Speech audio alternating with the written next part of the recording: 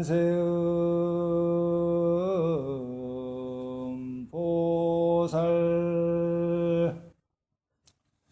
안녕하십니까. 반갑습니다. 오늘은 음력으로 7월 24일입니다. 그래서 관음제일입니다. 관음신앙은 한국 불교의 종파를 불문하고 거의 80% 이상이 관음신앙을 하고 있습니다. 어느 절에 가나 모든 불교 의식을 하면서 천수경을 합니다. 하다못해 지장기도를 할 때에도 천수경을 하기도 합니다. 그래서 관음신앙은 한국 불교의 대표적인 신앙이다. 이렇게 말씀을 드려도 과언이 아니고, 한국 불교의 불자라면은 관음신앙을 모르고서는 불자님이라고 할 수 없다고 해도 과언이 아닙니다. 먼저 번 시간에 관세음보살님의 10대원, 10대 행원, 방금 제가 말씀드린 10대 행원과 6가지 맹세, 10번 육향이라고 하죠. 10번 육향이 관세음보살님의 핵심적인 그런 원력이고 관음신앙의 가장 중요한 내용입니다. 그래서 먼저 시간에는 나무대비 관세음 원화속지 일체법, 원화속지 일체법에 대해서 말씀을 올렸습니다. 오늘 이 시간에는 두 번째 원력, 원화조득지혜안에 대해서 간략하게 말씀을 올리고, 또 고양이를 보살피는 신종 직업이 생겼다고 합니다. 그래서 신종 고양이를 보살피는 도우미 신종 직업에 대해서 말씀을 드리고자 합니다. 지장화 보살님, 고양이 보살피는 신종 직업이 뭔지 아세요? 캐츠, 고양이 캐츠라고 하죠. 캐츠 커틀러, 캣 커틀러라고 하는데, 영국에서 새로 생긴 직업입니다. 한 4개월 전에, 한 3, 4개월 전에 생긴 직업인데, 연봉이 얼마 정도 받느냐? 1년 연봉이 3천만 원, 3만 불, 쉽게 계산해서 10배로 했을 때 3만 불, 또 10배로 쉽게 루피아로 하면은 3억 루피아를 1년에 연봉을 받는 직업이라고 합니다. 그래서 커틀러라는 말은 이제 미국에서 2년 전에 2015년도에 시작된 직업인데, 포옹하다, 커틀러 포옹하다, 깨안아주는 직업이 있어요. 얼마나 사람들이 인정에 메말렸으면은 깨안아주는 직업이 생기겠습니까? 근데 이제 이것이 반려동물에게까지 와가지고 이런 직업이 생긴 겁니다. 한국에도 반려동물 1000만 마리 시대가 열렸습니다. 그래서 영국의 더블린 시에 위치한 클론실라라는 고양이 전문 동물병원인데, 저스트 캐치 클리닉 동물병원, 저스트가 오직이죠. 다만, 오로지 다만, 캐치, 고양이를 위한 클리닉, 고양이를 치료하는 클리닉 동물병원입니다. 이 동물병원에서 약 한 3개월 좀 전에 공고문을 냈는데, 그런 모집 공고를 냈는데, 그 공고문이 참 재미가 있습니다. 그래서 그 공고문을 한번 살펴보면은, 고양이를 전문으로 치료하는 병원에 오면 고양이가 개들하고 달라가지고 두려움이 크다고 그래요. 불안공포증, 낯선 공간에서. 그러니까 갑자기 병원에 오니까 불안한 거야. 혹시 자기를 이렇게 해하려고 하지 않는가? 그래서 그걸 공간공포증이라고 하는데, 공포증이 온다는 거예요. 낯선 곳에 오니까. 그 공포증과 스트레스, 고양이가 막 스트레스를 받는데, 수의사가 치료를 해야 되는데, 이걸 안정을 시켜야 되잖아요. 그래서 의사 보조로서, 간호사, 동물 병원 간호사 보조로서, 그런 사람을 필요하는데, 그것을 캐치 커틀러라 해서 신종 직업이라고 하는 거죠. 그러면 동물병원에서 이제 치료를 마치거나 낯선 공간에서 불안 증세를 이렇게 도와주는, 안정시켜주는 도움이라는 얘기죠. 그래서 무엇을 필요로 하느냐? 부드러운 손이 필요한 거예요. 고양이를 쓰다듬어 주려면 손이 부드러워야 돼요. 또 뭐가 필요하냐? 고양이하고 잘 소통을 해야 돼요. 그래서 고양이를 잘 다스릴 수 있는 말솜씨가 필요한 겁니다. 말솜씨. 그러니까 이제 그 고양이가 또 야옹야옹 하면은 왜 저런 소리를 하는가 하고 알아들을 수 있는 그런 그 능력이 있어야 됩니다. 고양이 소리를 이해할 수 있는. 그리고 또 뭐가 필수품이냐? 자격증이 있어야 되는데 아일랜드 수의학 협회, 동물의학협회에서 주는 인증서를 꼭 있어야 된답니다. 그게 자격 필수 요건이고. 그러니까 아일랜드 수의학 협회에서 받은 인증서하고 이러한 그런 그 자격 요건을 갖추고 지원을 해야 된다는 거죠. 그래서 이제 고양이를 애호하는 그런 그 사람들한테는 고양이도 이렇게 잘 다스리면서 돈도 벌고 일석이조죠. 그래서 아주 그 지원자가 많고 문의가 많았다고 하는데 동물병원 측에서는 고양이와 친밀감을 형성하고 동물을 아껴줄 수 있는 사람들의 지원을 기다린다 하고 이렇게 했습니다. 근데 이제 여기서 그 지원자에게 그 이제 면접 볼 때 질문을 하는데 어떤 질문을 하느냐? 첫 번째 질문이 이제 문제지를 미리 준 거죠. 공고문에. 당신은 고양이를 미치도록 사랑하는가? 크레이지 러브 하는가? 미친 사랑을 하는가? 두 번째 질문은 고양이들의 특성이 있다고 그래요. 특징이. 그러니까 고양이들이 막 그 특징이 많은데 다른 동물에 비해서 여러 가지 그 사람을 괴롭힐 수도 있고 하는 그런 특징이 있는데 고양이들은 많이 이렇게 이렇게 보복을 해요. 그래서 고양이에게 잘못하면은 바로 이렇게 막 신발도 물어다 딴 데다 놓고 그런 그 보복을 합니다. 그런 그 고양이들의 특성을 자연스럽게 느껴지는가 이거지. 그 특성들을 부정적으로 생각하지 않고 그러려니 하고 자연스럽게 느낄 수 있는가. 세 번째 질문은 이제 고양이들 여러 마리하고 고양이 애호가들은 이제 애완 고양이들하고 집에서 키울 거 아니에요. 고양이 새끼도 있고 여러 마리인데 잠자리 들 때 고양이가 혹시 딴 데 가지 않나 하고 고양이 수를 파악하는가. 고양이를 세는가 소리를 몇 마리인가. 또 네 번째는 이게 이제 여기도 이제 그 고래장사 밖에 이렇게 포양을 나가면 길고양이들이 많습니다. 들고양이들, 야생 고양이들.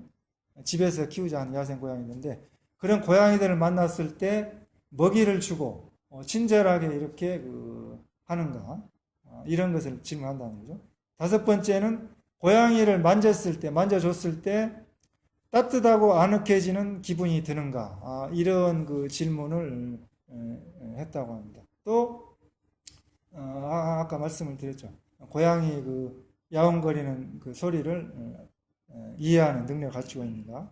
그래서 저는 이제 이런 반려동물 천만 마리 시대, 핵가족 시대의 21세기 현대 산업사회에서 많은 사람들이 정서적으로 많이 불안하거나 외로움을 느낄 때 이런 애완 그런 동물들, 반려동물을 많이 키웁니다. 그랬을 때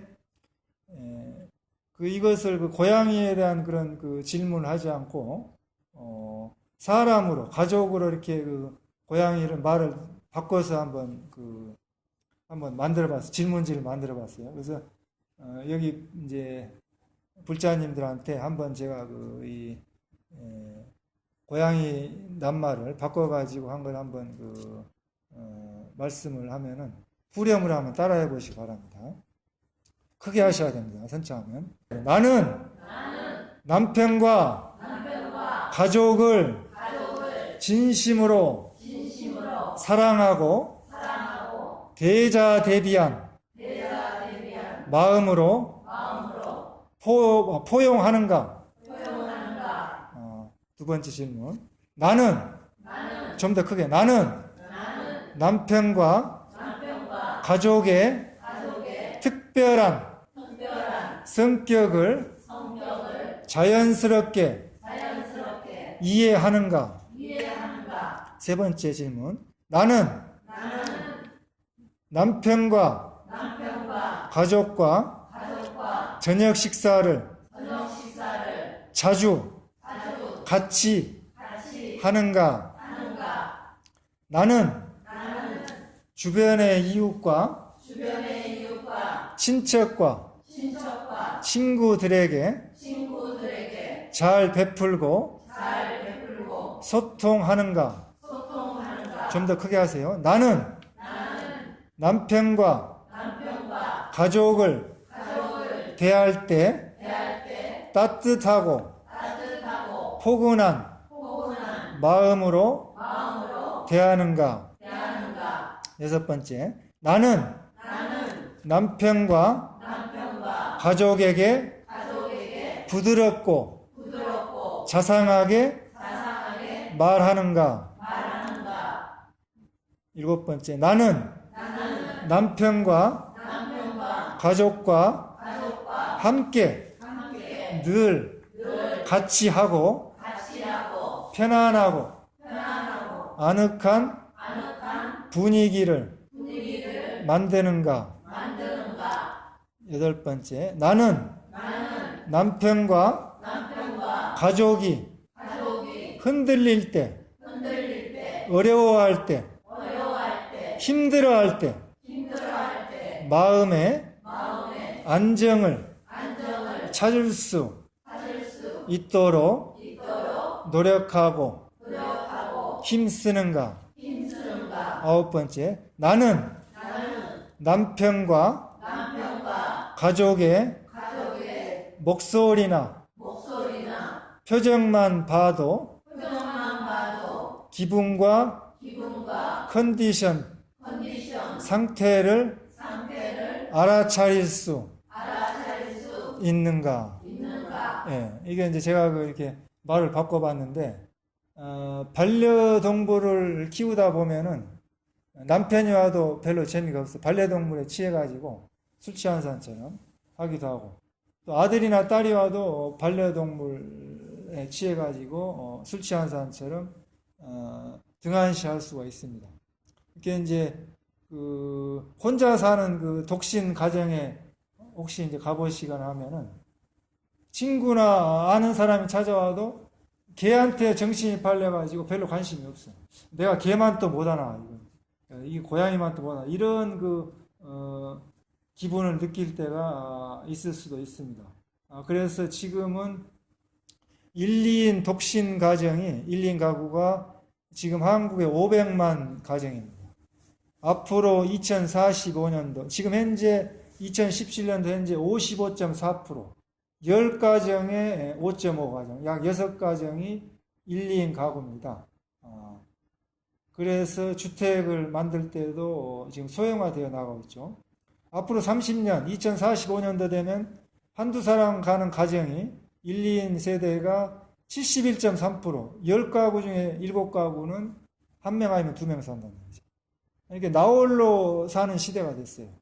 그래서 아무 독신자 시대입니다. 부처님께서 성견 지명이 있으신가? 3000년 전에 독신 가정을 만들으셔서 나오셨어요. 그래서 정서적으로 굉장히 이 혼자 살다 보면은 안정이 안 됩니다. 그래서 저는 대안이 뭐냐? 혼자 사는 1, 2인 가구들, 이런 핵가족 시대 대안이 뭐냐? 부처님의 마음 닦는 법이랍니다. 이거밖에 없어요. 이 마음을 닦게 되면은 혼자 살아가도 아주 잘 정서적으로 안정되어 갈 수가 있습니다. 스님을 보세요. 스님 같은 경우 결혼도 안 하고 직업도 없이 오로지 마음 닦는 것만 전문으로 해서 출가를 해가지고 30년 가까이 살고 있습니다. 특별한 취미 생활이 없어도 연불에, 아까 그 연불에 관세음보살 정거라고 연불하고 주력하고 참선하고 여기에 열심히 해가지고 내 자신과 만나는 거예요. 내 자신. 항상 여러분들은 혼자 있으면서 자기 자신과 만나는 시간을 가져야 합니다. 독서는 돌아다니지 않고 자기 자신과 만날 수 있는 시간이고, 여행은 돌아다니면서 자기 자신과 만날 수 있는 시간입니다. 그래서 여행과 독서가 마음 닦는 데 많은 도움이 돼요.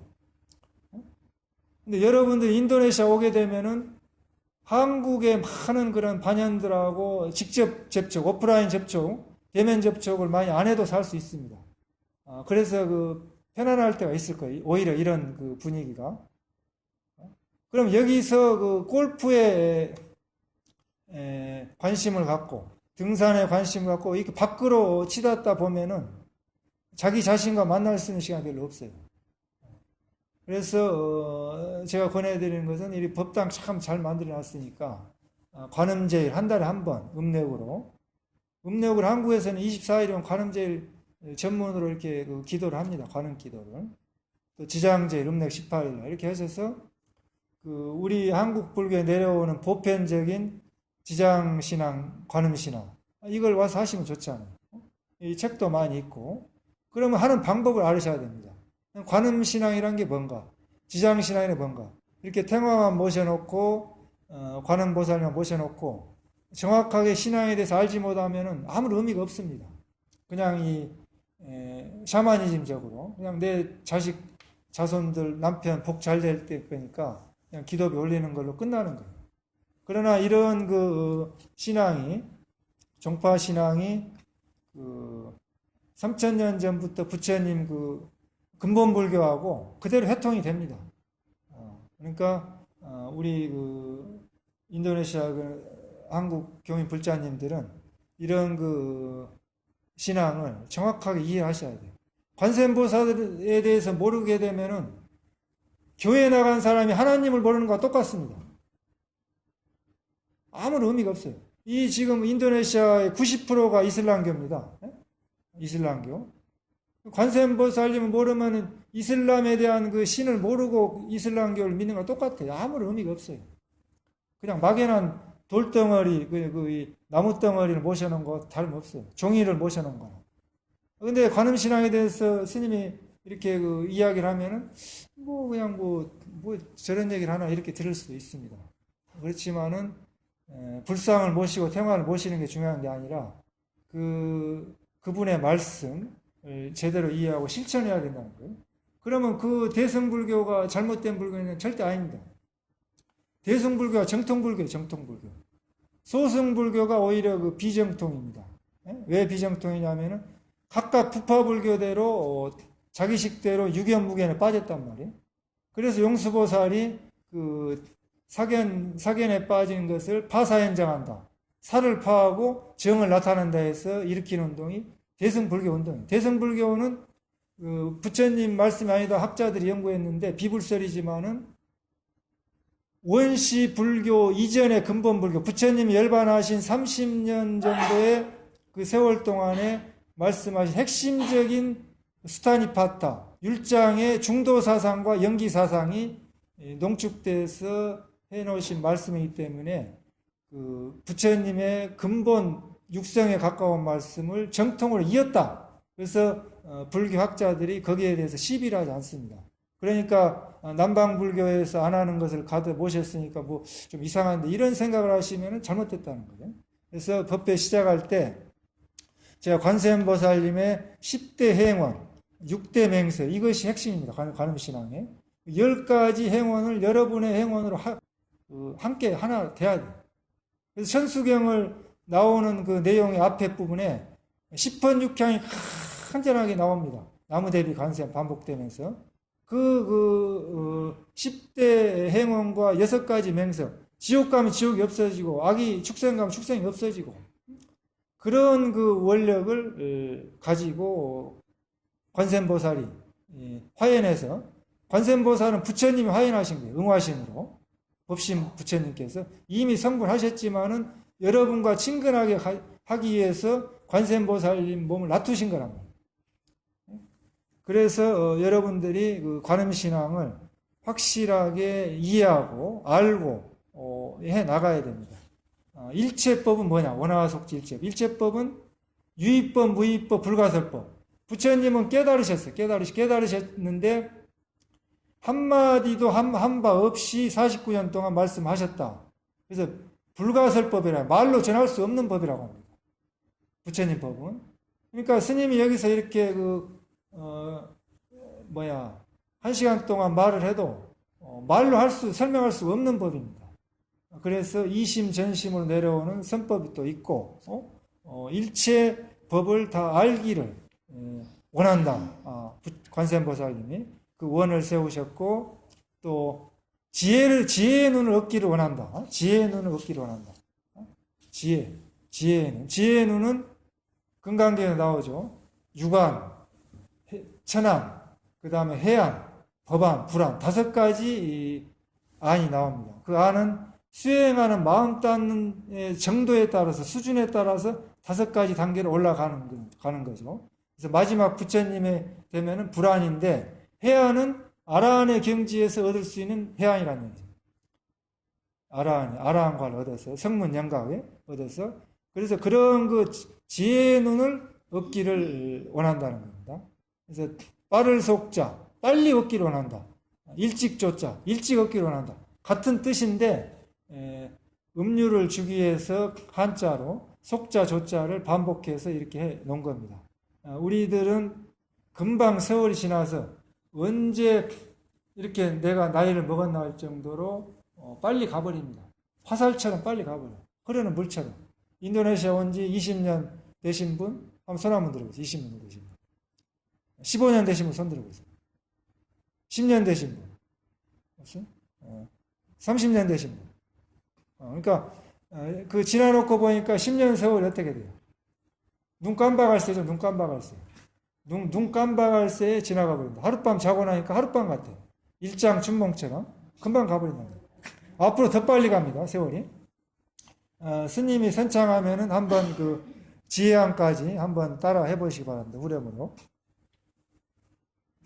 미로 들어가서 도레미파 솔라시도 미로 들어가서 파나 솔로 해서 이렇게 들어갑니다.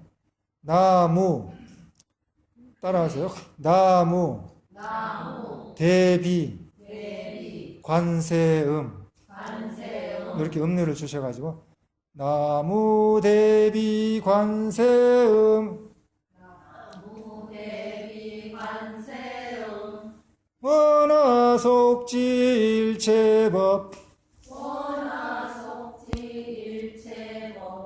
나무 대비 관세음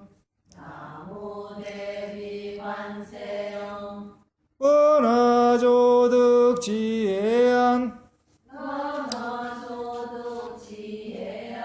이렇게 그 대만의 연불이 발달됐어요. 발달해서 그 엄청나게 많은 그 불교 음악이 있습니다. 근데 이 부처님 경전도 음르를 줘가지고 이렇게 하면은 신심도 나고 이렇게 이제 서로 양쪽에서 이렇게 하기도 하고 하는데 우리 그 대한불교 조교 선종은 이제 그 정화하면서 연불하시는 분들을 전부 다 쫓아내버렸어요. 그래가지고 연불이 제대로 그렇게 배워가지고 가르쳐주지도 않고 신도님들도 연불을 잘 제대로 하질 않습니다. 근데 근래 와서 이제 연불 학교도 생기고 또 범패도 가르치고 또 어장이라 해가지고 지금 한국에 이제 선종의 조계종에 인묵스님이 어장을 이렇게 받으셨는데 먼저는 원명스님이 조계종 의전부장 하시면서 태고종에 연불 족보를 내려오신 그 송암스님한테 무형문화 전수를 받으셔가지고 조계종 와서 하셨는데 지금 원명스님이 이제 하지 않고 인묵스님이 하셔서 이렇게 가르칩니다. 그래서 그 독경을 열심히 하다 보면은 제대로 안 배우셔도 나름대로 이렇게 운율이 생기게 됩니다. 육안은 우리들이 보는 육안이에요. 육안. 그냥 마음의 눈으로 보지 않고 육안으로 봐. 그러니까 인도네시아에 처음에 아마 오셨을 때는 육안으로 인도네시아 사람을 보니까 잘 구분을 못 할 거예요. 미국 사람이 한국에 오면은 한국 사람 구분을 못 하는 거예요. 다 똑같다고. 근데 이제 한 10년, 20년 살다 보면은 어느 정도 구분하실 거예요. 인도네시아에 360 종족이 있는데 약간 좀 어떤 형태를 인도네시아 사람들을 육안으로 볼 수 없는 어떤 그런 꿰뚫어 보는 눈으로 볼 수가 있을 겁니다. 그래서 우리 불자님들은 해안으로 사물을 바라봐야 됩니다. 해안으로 바라보는 뭐냐? 일체 모든 세상이 다 무상하고 허망하다는 겁니다. 무상하고 허망한 것을 빨리 깨달아서 이 무상하고 허망한 세상에 속지 말라는 겁니다. 이 해안으로 바라봐야만이 여러분들이 인도네시아 와서 허송세월 보냈다 하지 않고 그래도 내가 인도네시아 와서 내 인생에 의미가 있다. 의미 있는 인생을 살았다. 30년 살았는데 한국에서 30년 산 것보다도 그래도 여기서 뭔가 의미 있는 인생을 살았다고 이렇게 여러분들이 후회 없으려면은 지혜의 눈으로서 자기 인생을 관조해야 된다는 겁니다. 육안으로 볼 수 없는 거. 근데 지금 인도네시아 와가지고 많은 사람들이 사업하신 분들이나 거사님들이 사기를 많이 당합니다. 사기. 왜 그러느냐? 욕심 때문에. 욕심의 안경에 씌워가지고, 욕심의 색안경에 끼어가지고 그렇게 보여버려. 안 보여. 제대로 사업을 못 봐. 그러니까 4억, 5억, 40억 루피아, 50억 루피아를 사기를 당하고 졸지에 그냥 이 빈 깡통만 차고 된다는 얘기죠. 그래서 여러분들이 해안을 가져야만이 남에게 속지 않는데 내가 내 자신한테 속지 안 해야 되는 거예요. 성철 큰 스님께서 한국에서 자기 자신을 속이지 말라. 자신을 속이지 말라. 다 속일 수 있어도 자기 자신을 속일 수가 없습니다. 양심을 속일 수가 없어. 그러니까 내 자신을 속이지 않고 정직하게 살아갈 때 우리는 지혜의 눈을 얻을 수가 있는 겁니다. 그래서 천수경에 관세음보살의 10가지 다른 이름이 나옵니다. 그걸 스님이 선창을 하면 한번 똑같은 관세음보살님의 이름인데 그렇게 이름이 달라. 10가지를. 왜 다르느냐? 다양한 몸으로 나투서서 응화신으로 나타나기 때문에 이렇게 다른 이름을 가집니다. 한번 따라 하시죠. 대세지. 좀 크게 하십시오. 대세지.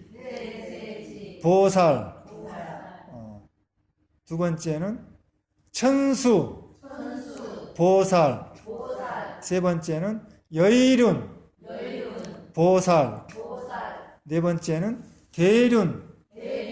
보살. 다섯 번째는 관자재. 보살. 여섯 번째는 정치. 보살. 크게 하세요. 일곱 번째는 만월. 보살. 여덟 번째는 수월. 보살. 아홉 번째는 군다리. 보살. 열 번째는 11면. 보살. 마하살 이렇게 뒤에 마하살이 붙는데 천수보살, 여의륜보살, 대륜보살, 관자재보살, 정치보살, 만월보살, 수월보살, 군다리보살, 11면보살. 혼란스러울 정도로 이름이 많죠. 더 많아요. 더 많은데 관음신앙은 성관음, 보편적인 법화경 25부에 나오는 관세음보살 보음부에 나오는 성관음, 관무량숙에 나오는 성관음, 보편적인 관음의 보살입니다. 관음. 대자대비하신 그런 보살님.